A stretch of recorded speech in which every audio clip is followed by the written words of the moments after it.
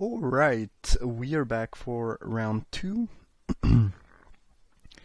This hand is pretty good. Yeah, it's decent. We can just get soldering with the tutor. And after that, what will we do? Yes, we can cast a Monastery Mentor next turn, which is solid. Kinda doubt we can fetch something stronger than soldering. Yeah. Yeah, I don't really see anything else than soldering being the choice we should make here. So yeah, let's drop soldering. And turn to Mentor. Next turn we can cast Boar Signet and Gideon if we draw land, otherwise just Boar Signet, but this is pretty good, hopefully. If we draw land we can also cast Ojutai. It also depends on what the opponent does here. Them being black-white could very well mean they do have a Rimvol, looks like they don't though. And Pissing Needle cannot name Soldering, because Soldering is, it's a mana ability, so if they had something like Phyrex and Revoker, which is kind of the same thing, except it can name... I mean, my opponent can name Soldering, it's just that it's not going to do anything. But they could use Revoker and name Jace, Architect of Thought. Yeah, that makes sense. Discard Wheel during the draft, so the opponent knows that, this card is somewhere in the draft, and I could very well have it. So, alright, we'll go for the Mentor Gideon play, I think, just because it gives quite a lot of value with the Mentor. And it also means I'm close. I will be pretty close to have lethal next turn, I think, because of potentially using Gideon's emblem, and I guess not really close to lethal, but not really far either, because this is gonna be 4 creatures next turn.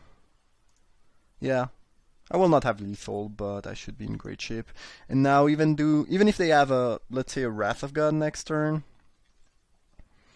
I still have Gideon around, and yeah, they don't even have the mana for Wrath of God next turn, and there's still Ojutai there, which is quite threatening. So yeah, next turn if I emblem, let's say I emblem and draw a non-creature spell, this would be 4, 10, 13, yeah, that's not even lethal. Okay, Ores of Signet and nothing. I don't really think we should be casting Ojutai there, because if there's something that saves my opponent, it's probably gonna be Wrath of God. And if they don't have the Wrath of God, they probably die anyways, so... Just gonna check, prevent all damage, alright. So... yeah, indestructible.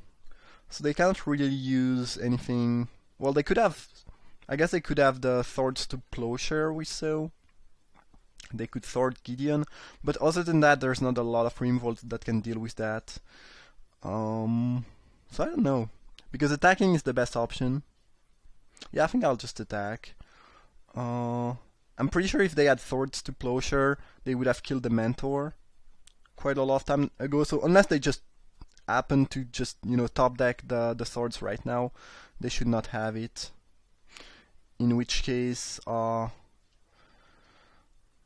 there's not many way Gideon dies. But now we can just play Colonnade and pass. Next turn we have lethal, even if they have a Wrath of God, and we don't really have to show Ojutai, especially when, Wrath is one of the only way they could come back in the game. But Gideon is lethal, Colonnade with a Gideon emblem is lethal. There's not a ton my opponent can do. They do have access to 6 mana right now. Yeah, they need to deal with a lot of stuff though.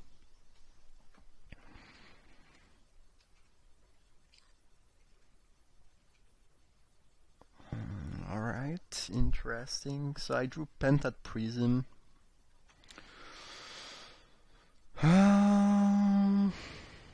I guess I might as well play that. Just to basically boost my token. I don't think it matters. But I don't really think showing Pentat Prism to the opponent will give them a lot of information anyways, and even though I don't think there's a ton they can do, this might be the difference between winning and losing. I mean, between killing them and not killing them, but either way I don't think there's anything they could have done. Alright, so some type of artifact-based Grixis deck. Okay. So I don't really have any way to destroy artifact in my side, except for Anguish and Making, which I will not splash for. Honestly, given what I saw, I don't think I want to change anything. If they do have a ton of Signet, maybe Ravages of War is not going to be at its best, but it's still a pretty powerful card. I don't really know exactly what they have. And honestly, given what I saw, I don't see anything inside that's going to be much better than Ravages. I guess Knight of the White Orchid is actually pretty great, and not pretty great, but it's solid on the draw. Maybe I should go with Knight over Ravages, because first, Armageddon effects are a little bit worse on the draw, and the opponent, it looks like the opponent is playing a decent amount of mana of artifact acceleration. Yeah, I guess this means Knight might be better, at least on the draw, if anything. Yeah, I think this makes sense. Alright, pretty good hand. Might be a little bit difficult to know whether we should play Signet or leave Remand available on turn 2. But yeah, hopefully opponent does something that helps us choose. I guess Geist makes me want to cast Signet a little bit more if I don't draw a land next turn, but a little bit less if I draw a land next turn. So yeah, right now, not a ton of information. I think balance means I want to cast my Signet though, especially since I miss my land drop. Don't really think I want to, just stand there and... I mean, passing with counterspell available is fine as long as you are doing something, hitting land drops or whatever, but, if you are not hitting your land drop, it's not the best option. Okay, Metal Worker. Pass to Exile is not the most efficient thing against that. I could balance. They would have to sack Worker and a land, and I would have to discard a card. Yeah, I guess that's fine. Yeah, I can probably discard Elspeth, and yeah, I want to get rid of that. I could pass, then they get a land, and then I balance, but this doesn't really accomplish a ton more than just using balance right away, except that I don't have to discard, but I'd rather just discard Elspeth, I think. So yeah, let's just balance.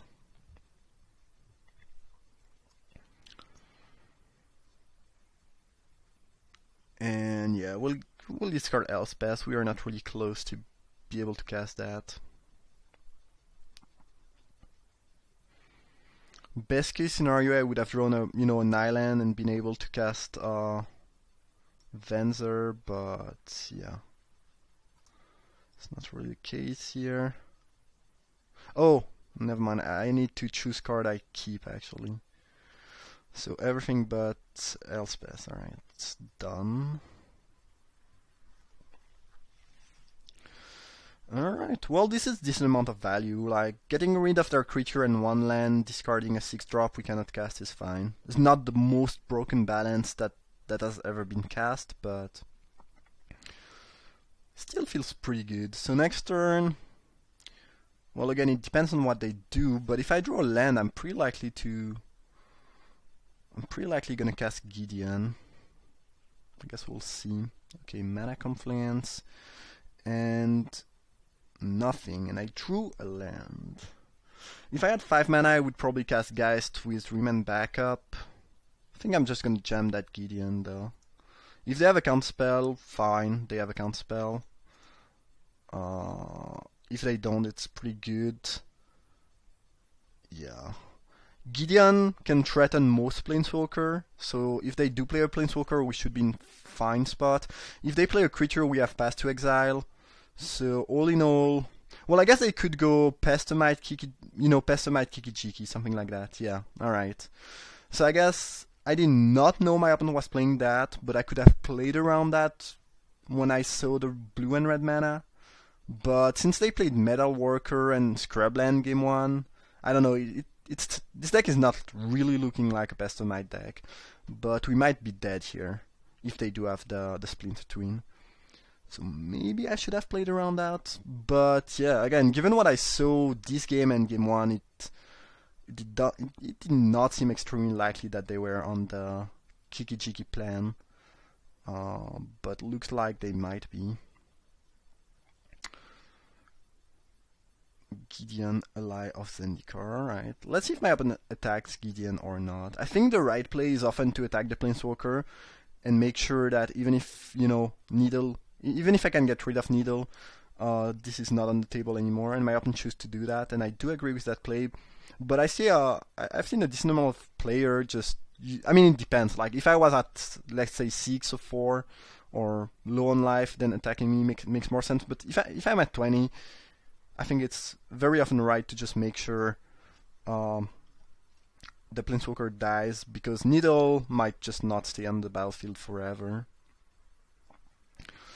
Here I think we'll cast Mentor and leave pass available. I don't really see any reason to pass right now, because if my opponent goes for Splinter Twin, they will be tapped out, so unless they have Daze, it's really bad for us. But if they have Force of Will, it doesn't really change anything when I cast my pass. Yeah. Think I'm gonna play into Daze. First, if they had Daze, I think it would have been cast on Gideon. And we haven't seen Daze. Maybe we've seen Daze in draft, but we haven't seen Daze in this match yet. I don't know.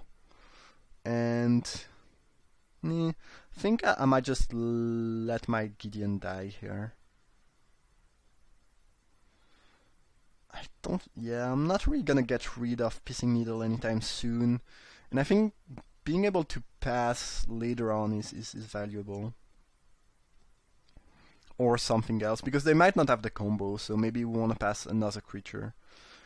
Tinker. Alright, well, I guess if they get Blightsteel Colossus, I'm gonna be pretty happy I kept my pass to exile.